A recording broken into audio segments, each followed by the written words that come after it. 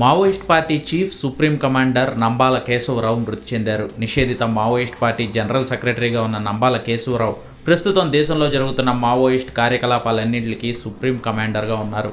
ఆయన వయసు సుమారుగా 70 సంవత్సరాలు. తెలుగువాడైన నంబాల కేశవరావు శ్రీకాకుళం జిల్లా జియ్యన్నపేట గ్రామానికి చెందినవారు. కబడ్డీ ప్లేయర్ అయిన కేశవరావు ప్రస్తుత వరంగల్ నిట్ అయిన అప్పటి రీజనల్ ఇంజనీరింగ్ కాలేజ్ వరంగల్లో బీటెక్ను పూర్తి చేశారు. లెఫ్ట్ వింగ్ స్టూడెంట్ లీడర్గా ఉంటూ పీపుల్స్ వార్ ఉద్యమం వైపు ఆకర్షితులైన నంబాల కేశవరావు స్టూడెంట్ లీడర్గా ఉన్నప్పుడే 1980లో ఒక్కసారి మాత్రమే అరెస్ట్ అయ్యారు. అప్పటి ఫోటోనే తప్ప అతను ఇప్పుడు ఎలా ఉంటారు అనే విషయం కూడా ఎవ్వరికీ తెలియదు. అంచెలంచెలుగా నిషేధిత మావోయిస్ట్ పార్టీలో ఎదిగిన నంబాల కేశవరావుకు గగన్న, బసవరాజు అనే పేర్లు కూడా ఉన్నాయి.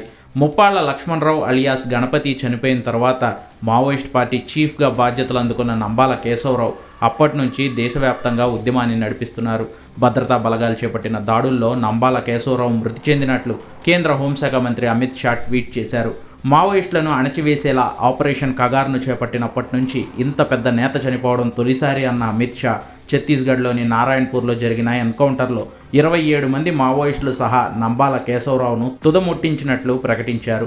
ఈ విజయం సాధించిన భద్రతా బలగాలకు శుభాకాంక్షలు తెలిపారు. ప్రజాస్వామ్యం తప్ప మరో హింసాత్మక యుజం ప్రజలకు అక్కర్లేదన్న అమిత్ షా మార్చి 2026 నాటికి దేశంలో నక్సలిజం అన్నదే లేకుండా రూపుమాపుతామని స్పష్టం చేశారు.